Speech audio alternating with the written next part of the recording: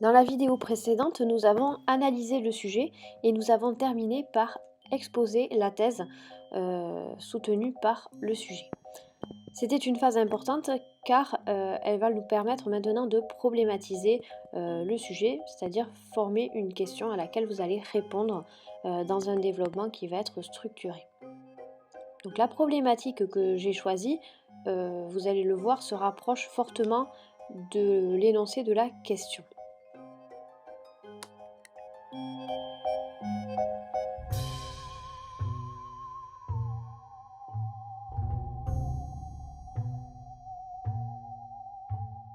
Les aspects comiques d'une pièce de théâtre ont-ils pour seul but de nous faire rire ?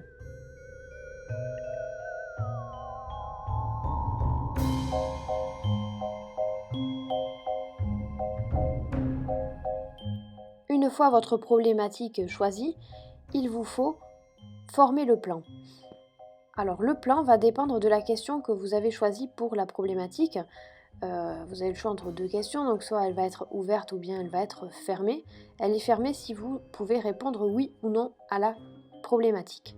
Si c'est le cas, et c'est le cas ici, les aspects comiques d'une pièce ont-ils pour seul but de nous faire rire ? Vous pouvez dire oui ou non.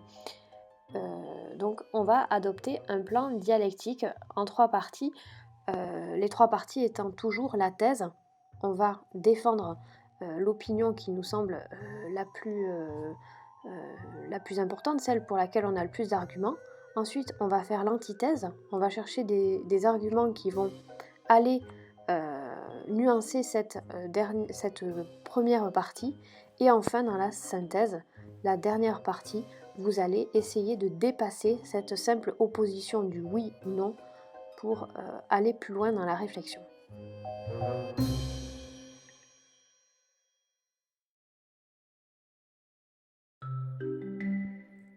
Avant de rédiger votre plan détaillé, vous allez d'abord devoir trouver des arguments et des exemples pour le remplir.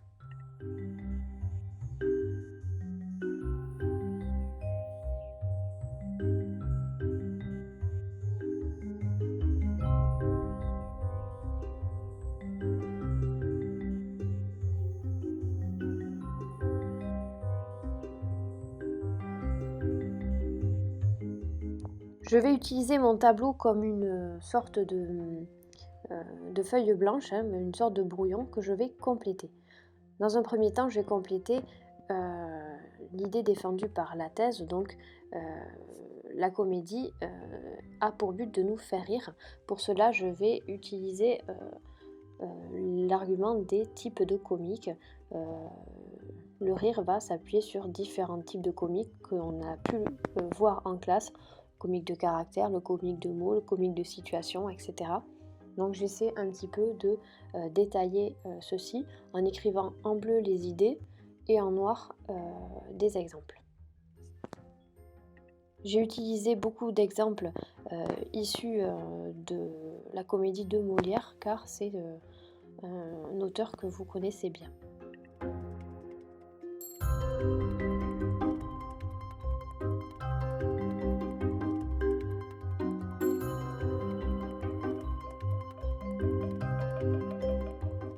Maintenant, je vais essayer de me demander quels pourraient être les autres buts du théâtre, du moins de la comédie, à part nous faire rire.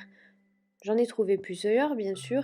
Le but premier étant la critique de la société. Le théâtre va être là aussi pour dénoncer un certain nombre de choses. C'est ce que je vais vous écrire dans cette partie-là du tableau. Je vais essayer de rassembler un peu toutes mes idées sur ce sujet-là.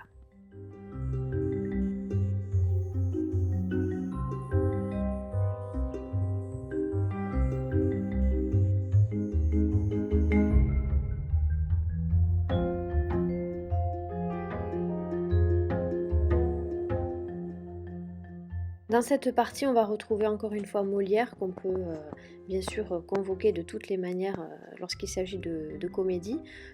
Pour la critique des vices humains, ce sont des choses qui vont vous parler. Ensuite, pour réfléchir sur l'organisation de la société, je pense tout de suite à Figaro, au Barbier de Séville, etc. qui a remis en cause les privilèges de la noblesse notamment, et bien sûr pour utiliser notre dernière œuvre, La Cantatrice chauve, il me semblait qu'on pouvait l'utiliser ici lorsqu'il s'agit de tourner en dérision la bourgeoisie.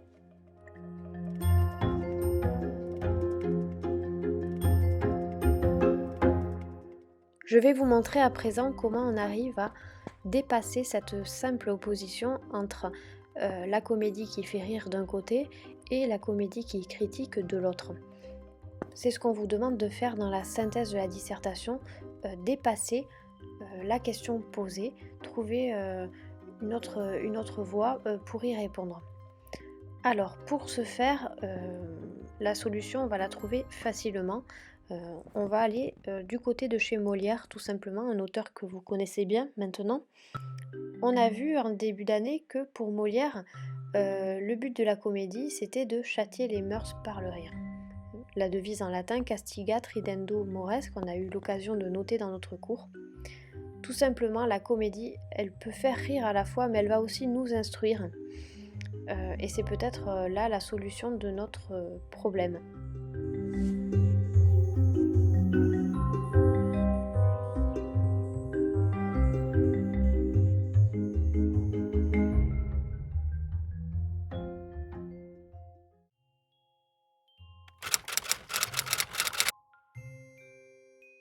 Vous avez à présent tous vos arguments, tous vos exemples. Il ne vous reste plus qu'à bâtir le plan au brouillon comme j'ai fait. Je vais maintenant vous montrer un petit peu comment j'ai structuré ce plan en 3 parties. On commence par la thèse, l'idée que la comédie provoque le rire. Comme je vous l'ai expliqué précédemment, je vais surtout m'appuyer sur les différents types de comiques dans cette partie.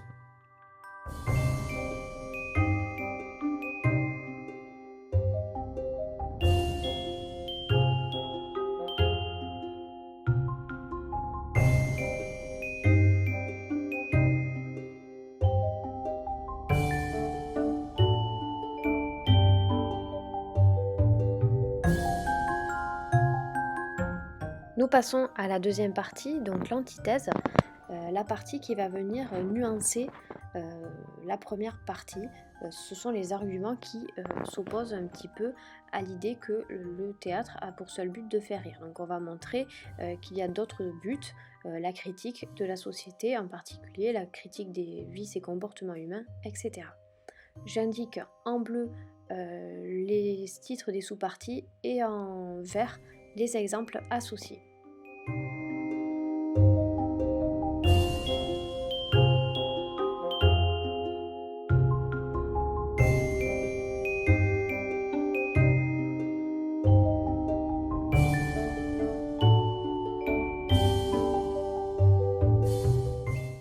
Nous arrivons enfin à la dernière partie, la partie synthèse. Nous dépassons ici, normalement, si tout se passe bien, les 2 parties précédentes. Je vous ai proposé ceci, c'est grâce au rire que le théâtre fait passer des messages, avec 2 sous-parties. Donc d'une part, l'idée que le théâtre est un spectacle qui reste agréable, c'est justement parce que c'est agréable qu'on va pouvoir faire passer des leçons.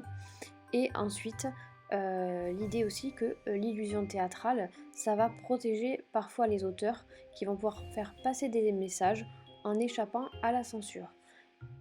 Pour cette deuxième sous-partie, je vais utiliser Beaumarchais qui place l'action de son mariage de Figaro en Espagne pour justement se protéger de l'interdiction de son œuvre.